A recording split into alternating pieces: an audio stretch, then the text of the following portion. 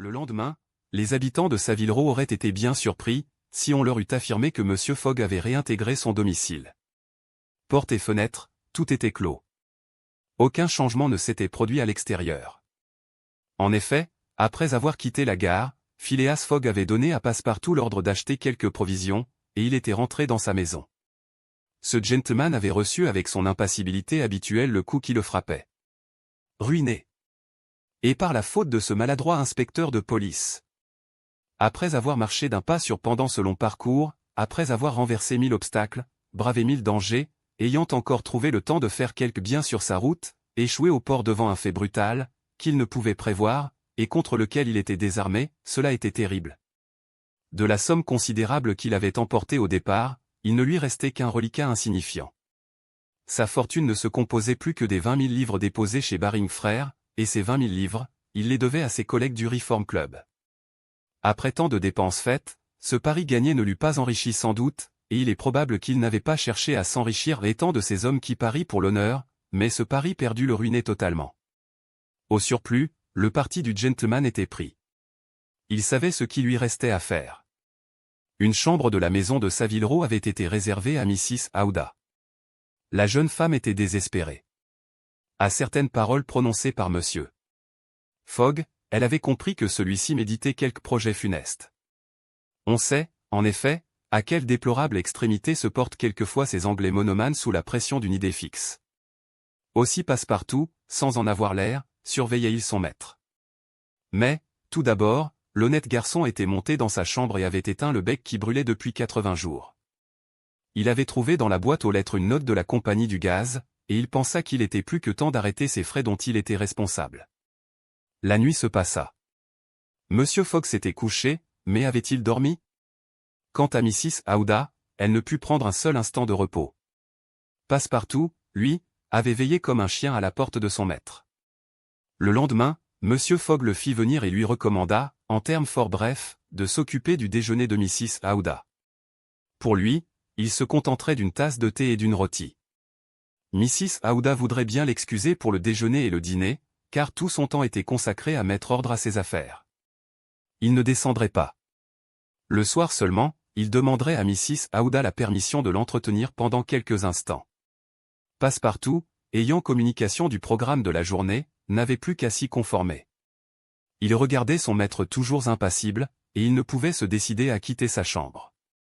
Son cœur était gros, sa conscience bourrelée de remords, car il s'accusait plus que jamais de cet irréparable désastre. Oui. S'il eût prévenu M. Fogg, s'il lui eût dévoilé les projets de l'agent fixe, M. Fogg n'aurait certainement pas traîné l'agent fixe jusqu'à Liverpool, et alors? Passepartout ne put plus y tenir. Mon maître? Monsieur Fogg! S'écria-t-il, maudissez-moi. C'est par ma faute que, je n'accuse personne, répondit Phileas Fogg du ton le plus calme.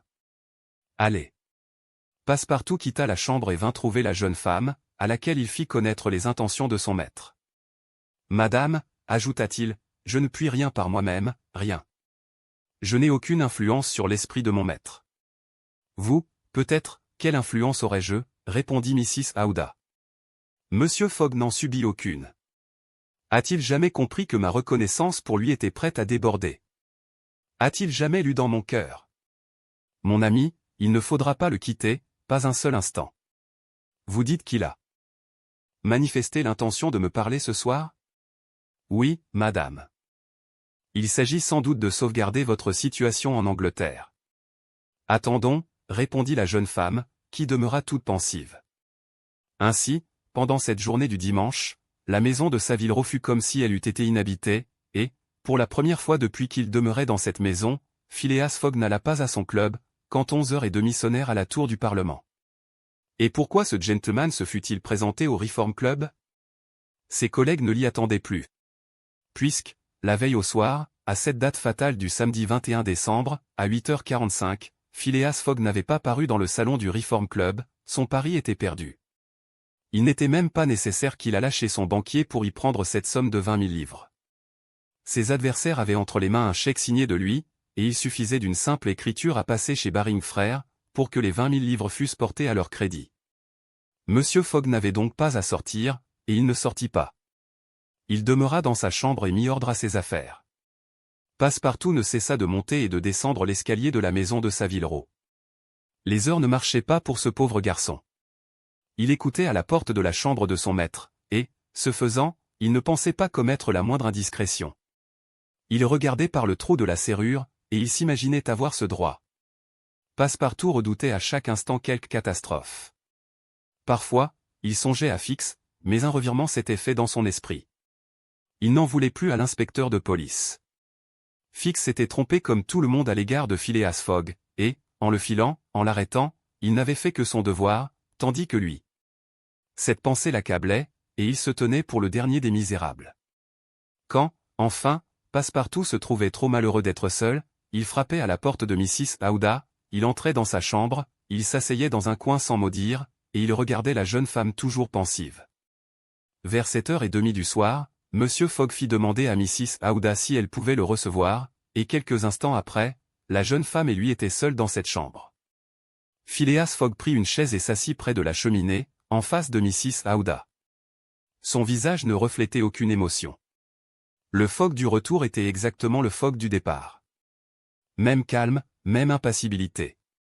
Il resta sans parler pendant 5 minutes. Puis levant les yeux sur Mrs. Aouda, « Madame, dit-il, me pardonnerez-vous de vous avoir amené en Angleterre ? » Moi, Monsieur Fogg.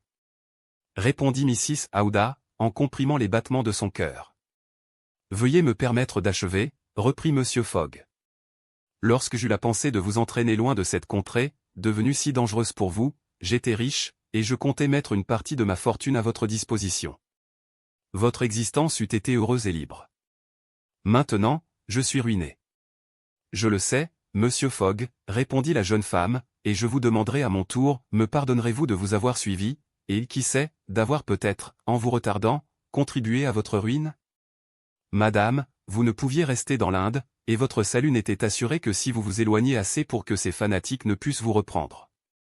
Ainsi, Monsieur Fogg, reprit Mrs. Aouda, non content de m'arracher à une mort horrible, vous vous croyez encore obligé d'assurer ma position à l'étranger ? Oui, madame, répondit Fogg, mais les événements ont tourné contre moi. Cependant, du peu qui me reste, je vous demande la permission de disposer en votre faveur. Mais, vous, Monsieur Fogg, que deviendrez-vous ? Demanda Mrs. Aouda.